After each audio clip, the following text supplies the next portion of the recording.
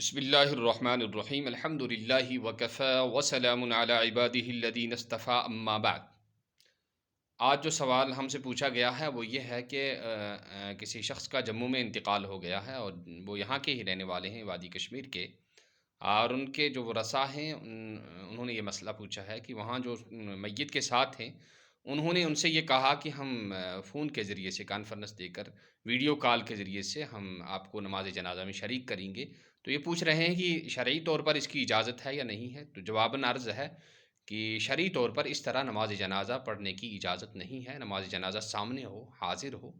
پھر پڑھ سکتے ہیں، اور اس طرح سے نماز جنازہ پڑھنے سے نماز جنازہ ادا نہیں ہوتی ہے۔ ہاں، آپ دعا کیجئے میت کے لیے، استغفار کیجئے، ایصال ثواب کیجئے، صدقہ خیرات کر کے، اور ایصال ثواب کر تسبیحات پڑھ کے، تلاوت کر کے آپ ان کو ثواب پہنچا سکتے ہیں۔ باقی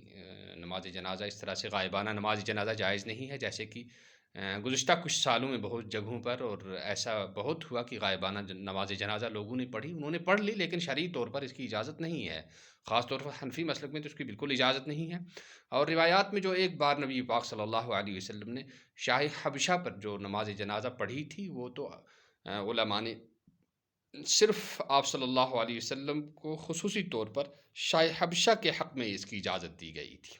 ورنہ اور کسی کے لیے آپ صلی اللہ علیہ وسلم نے بہت سارے صحابہ مدینہ المنورہ سے باہر شہید ہوئے، لیکن کسی کا نماز جنازہ غائبانہ نہیں پڑھا آپ صلی اللہ علیہ وسلم۔ اگر ایسا جائز ہوتا تو آپ صلی اللہ علیہ وسلم ضرور پڑھتے۔ آپ صلی اللہ علیہ وسلم کو صحابہ سے جو لگاؤ تھا، صحابہ کی جو قربانیاں تھیں، محبتیں تھیں، تو آپ صلی اللہ علیہ وسلم ضرور ایسا کرتے، لیکن ایسا نہیں کیا، تو وہ جائز نہیں ہے۔ صرف وہ ایک واقعہ ہے، وہ تو خصوصی طور پر اسپیشلی شاہ حبشہ کے لیے اجازت دی گئی۔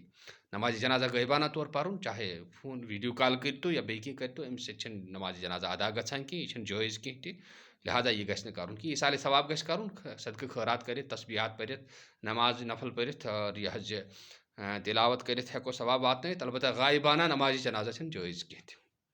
اور فقہاء نے اس کے بارے میں لکھا ہے، در مختار جو ہے، اور جس کو فتاوی شامی اور حاشیہ زین العابدین بھی، ابن عابدین بھی کہا جاتا ہے، وہ سب سے زیادہ قابل اعتماد، معتدل اور متداول پورے دنیا کے جو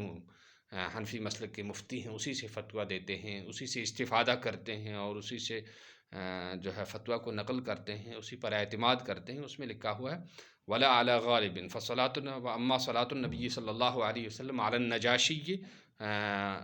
فلغویۃ او خصوصیۃ، کی آپ صلی اللہ علیہ وسلم نے جو شاہ حبشہ پر جو نماز جنازہ پڑھی ہے، تو وہ یا تو وہ دعا فرمائی ہے، نماز جنازہ نہیں پڑھی ہے، صرف دعا فرمائی ہے، اور دعا تو بہرحال ہر جگہ قبول ہوتی ہے، اور یا پھر خصوصی اور اسپیشلی طور پر آپ صلی اللہ علیہ وسلم کو شاہ حبشہ کے بارے میں اس کی اجازت دی گئی، اور کسی کے لیے ایسا کرنا جائز نہیں ہے۔ اور آپ اس بارے میں مزید آپ تشفی چاہتے ہیں، مزید اس کی وضاحت چاہتے ہیں، اور دلائل کی روشنی میں اور قرآن و سنت کی روشنی میں آپ اس مسئلے سے آگاہ ہونا چاہتے ہیں اور اس پر بصیرت حاصل کرنا چاہیں، تو ہم نے ایک کتاب لکھی ہے، راہ حق، مفتی عبداللطیف قریشی القاسمی، تو وہ کتاب آپ ہم سے رابطہ کرتے ہیں، وہ کتاب بھی ہم آپ کو بھیج دیں گے، تاکہ آپ اس کتاب کو ہم سے خرید لیں آپ، تاکہ اس کی کوئی زیادہ ہدیہ بھی نہیں ہے۔ مختصر طور پر قرآن و سنت کی مدلل اور بڑی مدقق اور محقق کتاب ہے، انشاءاللہ اس سے آپ کو ضرور تشفی ہوگی، اس کو ضرور پڑھیں تاکہ آپ کو اس کو تشفی ہوگی۔ مزید جانکاری حاصل کریں تو سوئیں کتاب راہ حق اس سے رابطہ کریں، سہ کٔرِو خرید، سہ پٔرِو، انشاءاللہ تہند تمام اشکالات اور تمام یم ذہنس میں سوال آسن تمو جواب میل قرآن تو حدیث کی روشنی میں۔ اللہ جل شانہ ہمیں صحیح عمل کرنے، صحیح پڑھنے اور صحیح نشر و اشاعت کی توفیق نصیب فرمائے۔ والسلام علیکم ورحمۃ اللہ وبرکاتہ۔